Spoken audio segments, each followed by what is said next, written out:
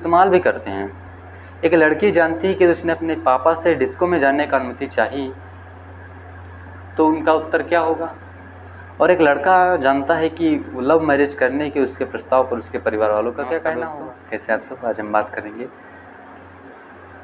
हम वही हैं जो हमारे निर्णय हैं। तो ये big life session how to take right decision का सेकंड पार्ट है। आइए शुरू करते हैं। यह दो तरफा होता है, जैसे मैंने बताया था पहले ही फर्स्ट पार्ट में। तो ये दो तरफा होता है। एक ये कि आज हम जो कुछ भी हैं वह अतीत में लिए गए निर्णयों के कारण ही हैं। आज आप डॉक्टर हैं तो इसलिए क्योंकि आपने 10वीं के बाद बायोलॉजी पढ़ने का निर्णय लिया था। यदि आपने उस समय बायोलॉजी के बजाय गणित पढ़ने का निर्णय लिया होता तो आज आप डॉक्टर के बजाय इंजीनियर होते हैं। तो आज जो कुछ भी कर रहा है वह वही है और वही काम कर रहा है जो बनने व करने के लिए उसने अतीत में कभी न कभी निर्णय लिया था। आप कह सकते हैं कि वह मेरा निर्णय न होकर मेरे बदले मेरे पिता के द्वारा लिया गया निर्णय था, या यदि मैंने ही लिया तो किसी दबाव में लिया।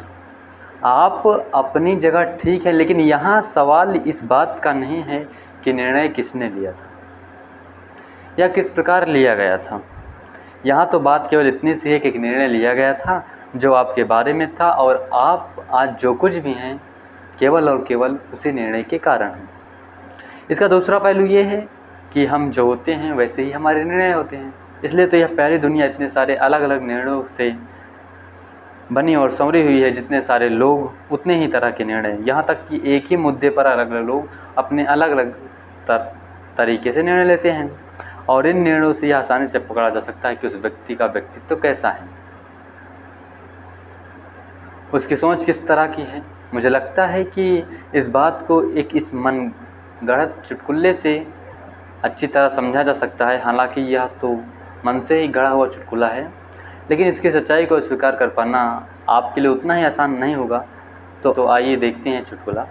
एक बार की बात है, और यह बात उस समय की है जब हमारा देश अंग्रेज़ों की गुलामी के खिलाफ अपनी आज़ादी की लड़ाई लड़ रहा था। हमारी आज़ादी की लड़ाई के 3 बड़े नेता एक सम्मेलन में जाने के लिए गाड़ी के इंतज़ार में मुंबई सेंट्रल स्टेशन पर खड़े थे कि इतने में ट्रेन आ गई, और इन तीनों नेताओं के सामने ट्रेन का जो डिब्बा रुका वो फर्स्ट क्लास का था, और उस डिब्बे के बाहर एक तख्ती लगी हुई थी जिस पर लिखा था कि इसमें भारतीय प्रवेश ना कर। इस तख्ते को पढ़कर इन 3 भारतीय नेताओं ने बहुत अपमानित महसूस किया और तीनों का खून खोलने लगा। ये तीनों आपस में इसी मुद्दे पर बात करने लगे। इसमें से एक नेता ने सुझाया, सरासर हम भारतीयों की बेइज्जती है, हमें इसका विरोध करने के लिए एक विरोध पत्र वायसराय के पास भेजना चाहिए, या एक प्रतिनिधिमंडल जाकर यह पत्र उन्हें सौंपे।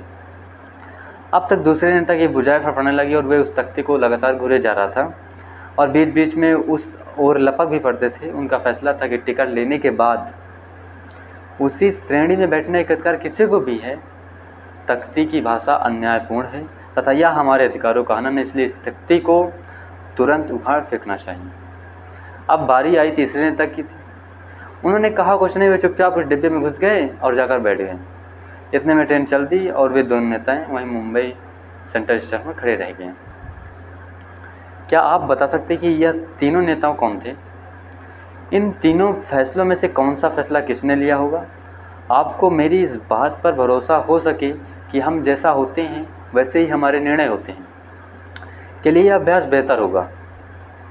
यदि आप थोड़ा सा जोर लगाकर सोचने की कोशिश करेंगे तो पक्का है कि आप इस पहले को सुलझा लेंगे।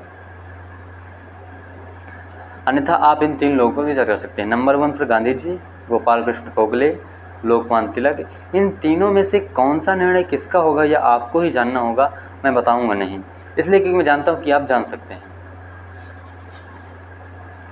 हम सभी की अपनी रोज़मर्रा की ज़िंदगी में इस तरह के अनेक अनुभव हैं। हम अपने इन अनुभवों का खूब इस्तेमाल भी करते हैं। एक लड़की जानती है कि उसने अपने पापा से डिस्को में जाने का अनुमति चाहिए, तो उनका उत्तर क्या होगा? और एक लड़का जानता है कि लव मैरिज करने के उसके प्रस्ताव पर उसके परिवार वालों का क्या कहना होगा। हम अपने दिमाग में बनी सामने वाले के छवि के अनुकूल उससे बात का व्यवहार करते हैं, तब तो खासकर यदि उनसे अपने लिए कोई निर्णय प्राप्त करना हो। इस प्रकार यदि हम ध्यान दें तो पाएंगे कि हमारे निर्णय हमसे अलग नहीं होते हैं, वे वही होते हैं जो हम हैं, तथा हम वही होते हैं जो हमारे निर्णय होते हैं। हमारे द्वारा लिए गए छोटे बड़े निर्णय ने ही हमें आज यहाँ तक पहुँचाया है और वह बनाया है जो हम हैं। इसलिए मुझे लगता है कि हमें अपने निर्णयों के प्रति अत्यंत गंभीरता और पूरी सतर्कता बरतनी चाहिए, फिर चाहे वह छोटा से छोटा निर्णय ही क्यों ना हो। लेकिन क्या हर समय हर पल या गंभीरता और सतर्कता संभव है? बिल्कुल नहीं।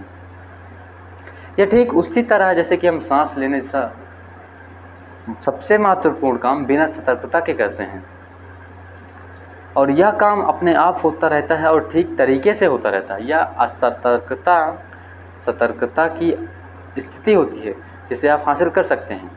हो सकता है कि यह सेशन आपको इस मामले में दक्ष बनाने में आपकी मदद कर सके।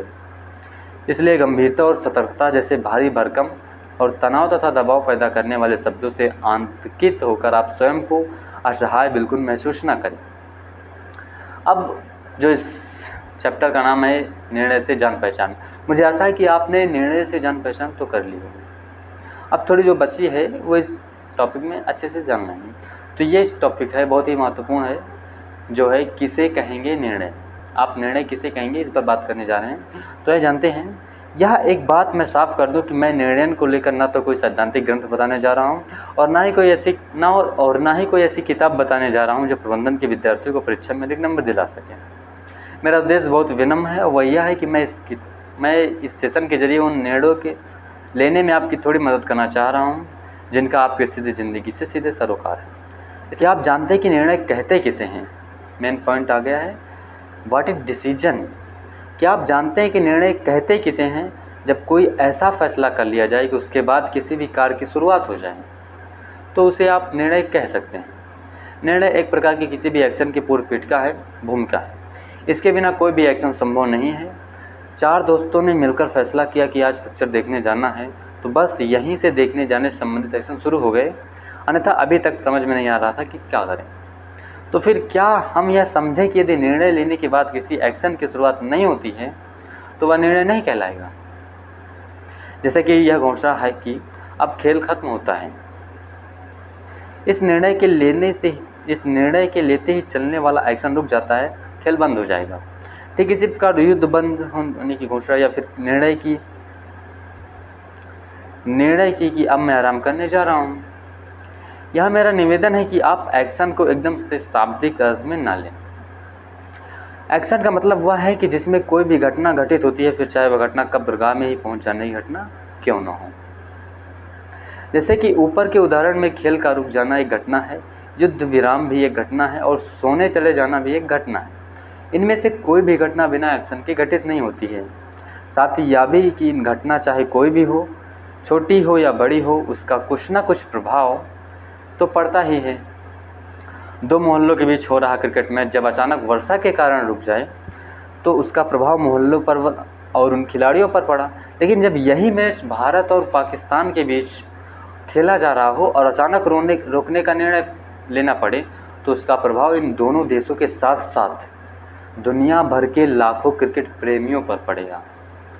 तो अब क्रम इस प्रकार बनता है कि निर्णय से एक्शन की शुरुआत होती है और एक्शन के कारण घटनाएं घटती हैं और हर घटना का कुछ न कुछ प्रभाव होता ही है। जिसका कुछ भी प्रभाव होता है उसे ऊर्जा कहते हैं।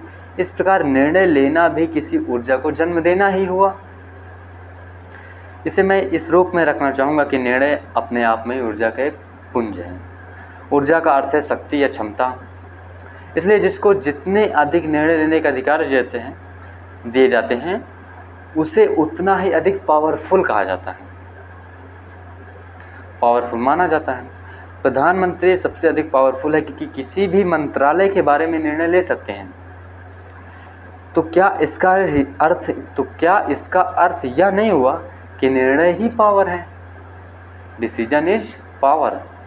यदि किसी को पद दे दिया जाए लेकिन उसे अपने विभाग के बारे में निर्णय लेने का अधिकार ना दिया जाए तो क्या वह पावरफुल मंत्री कहलाएगा? बिना विभाग के भी मंत्री बनाए जाते हैं। वे पद का सुख भोग तो करते हैं लेकिन पावर भोग नहीं कर पाते हैं। तो आज के लिए इतना ही काफ़ी है और मिलते हैं अगले सेशन में। तब तक जय हिंद, जय भारत। अगला सेशन होगा छोटा निर्णय, छोटी ऊर्जा, बड़ा निर्णय, बड़ी ऊर्जा। मिलते हैं अगले वीडियो में। तब जय हिंद, जय भारत, धन्यवाद।